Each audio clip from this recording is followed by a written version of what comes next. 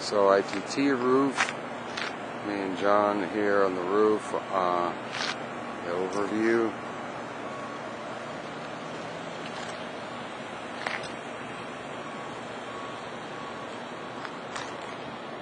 Wow.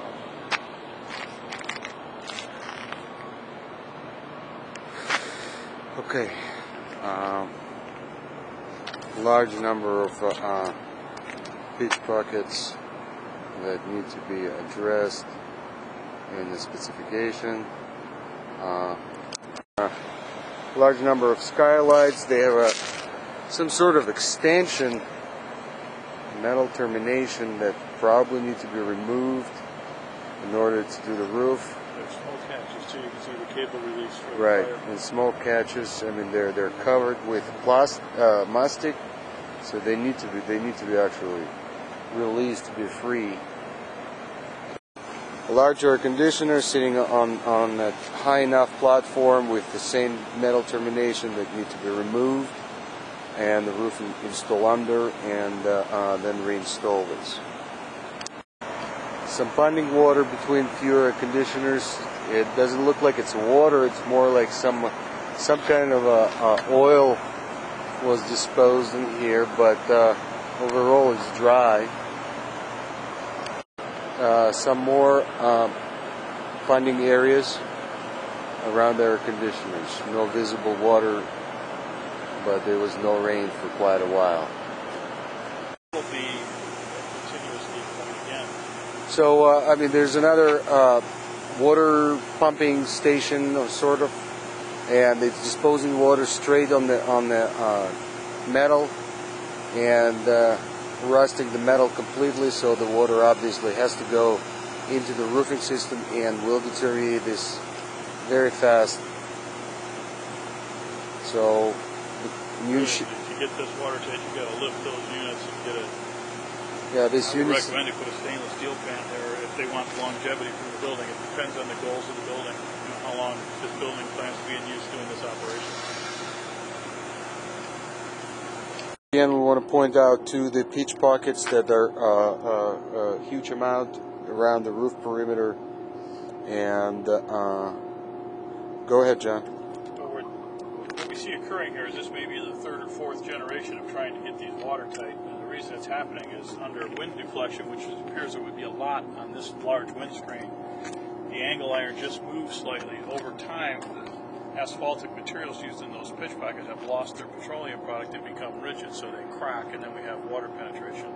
We'll be proposing to fill those with a flexible material that stays flexible for 15 to 20 years and makes these watertight for that period of time. The pipe is too close to the corner of the building, and obviously the metal, the details here is not met, and that's why the repairs are so obvious, and the leak here would be constant if the proper detail is not done. Some cooling unit or some pump or whatever, it seems like it's disposing a lot of water, and the coping metal is rusted. There's a lot of repairs around this. Probably was a leak.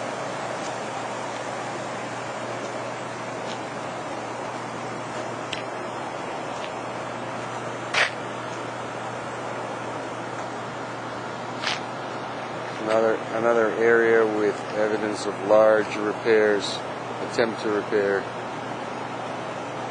visible along the wall.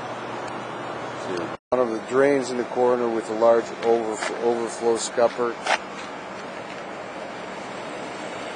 that has no downspout, but it's designed for the overflow. Walls have no coping metal.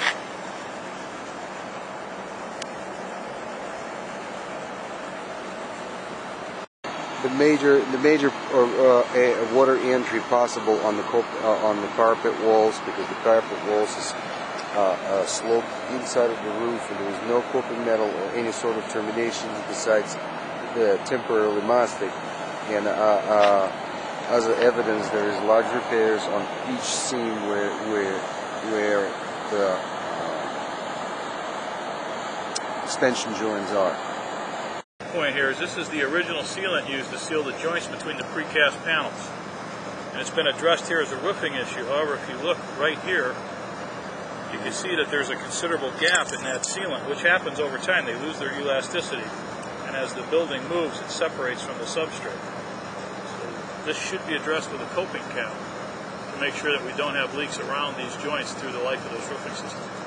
Common error that occurs, this is a polyurethane sealant, typically, sometimes silicone. This is asphaltic. Asphaltic products interact poorly with polyurethanes and silicone, so over time they eat this away, and you have no bond here between these two materials. So it appears that you've addressed it, but over time this is going to fail.